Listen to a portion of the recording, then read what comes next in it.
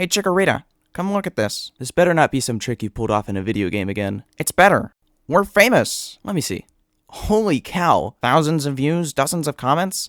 Chikorita, we're responsible for more than 25% of Leaf's subscribers. We're gaining some serious traction. Well, you know what that means. To the studio! Hi, I'm Chikorita. And I'm Sobble. And this is Pokemon Beeswax. Beeswax.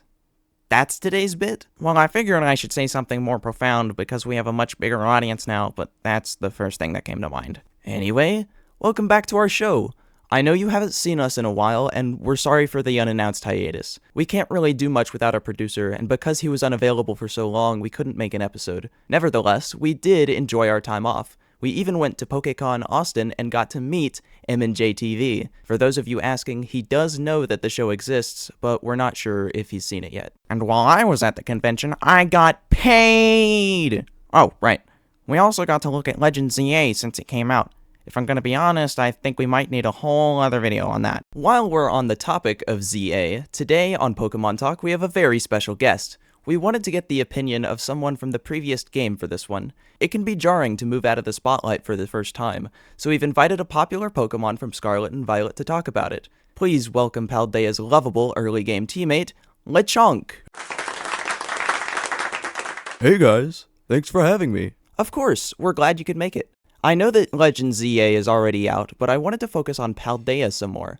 Everyone says that being introduced to the franchise is an experience like no other. What can you tell us about what it's like to be in the world of Pokemon? There's really nothing like it, especially coming in when there's already so many Pokemon. Paldea is such a vast region with loads of new and old faces, and the story is one of the better ones in my opinion. What about the game itself? I thought it was really great as well.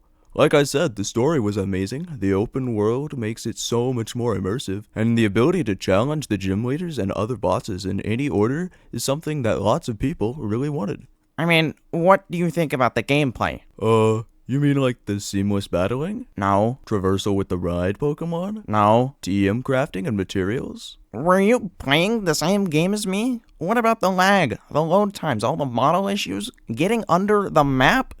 I guess there was that too, but it didn't really take away from the experience. And Sobble, I can think of quite a few things that were wrong with Sword and Shield when they came out. Oh yeah? Name one.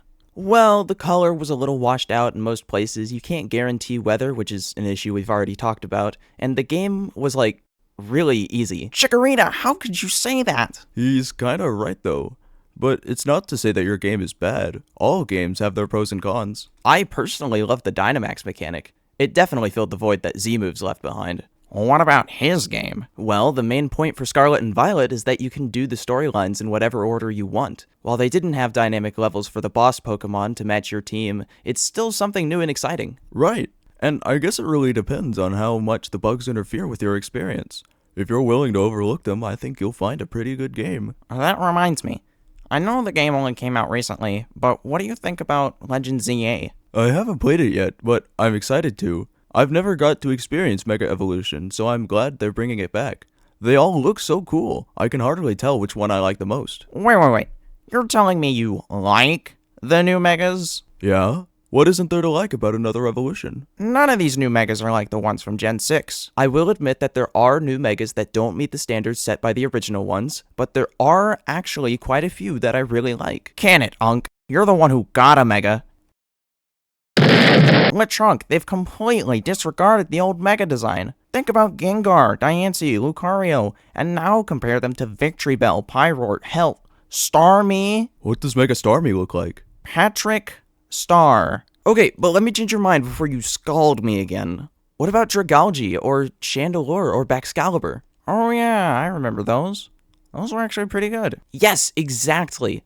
I know some aren't the best, an alarming amount of them need some sort of haircut, but that doesn't mean all of them are bad. It might seem like ZA is leaning away from the old Megas, but it's just been 12 years since the gimmick was introduced. I'm excited because I've never experienced Megas before. I'm neutral because I've experienced Gen 6, and I'm thankful that they're bringing back Megas even if some don't meet the design standards.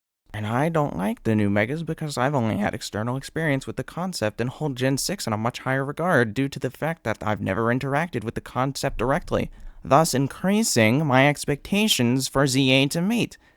And I think so highly of my game and generation because that was my introduction to the franchise, much like Lechonk is with Scarlet and Violet. Maybe everyone is biased towards their first game because it's the first time with the franchise, and those who've been playing for longer are more mixed with modern games because they've seen how the franchise has developed over time. In the end, everyone is afflicted with bias when it comes to how they perceive the quality of certain games. What was that? Do you not have a sound guy? No, the studio's never done that before. Sobble, that was the most coherent thing I have ever heard you say. Really? I thought it was maybe investing in Pokemon cards was a bad idea. That was really profound, Sobble. No offense, but I would have never taken you for the, reasonable type. What makes you think that? I'm clearly a water type. And yet he still can't talk to people. Well, thank you for coming on to our show today. I'm sure we've all learned something about people's opinions and how they differ on the new games. Thanks. It's been a great time. And if you could do me a favor, look up Megastarmie's design when you get the chance. Sure. Oh my god. What did they do to Starmie?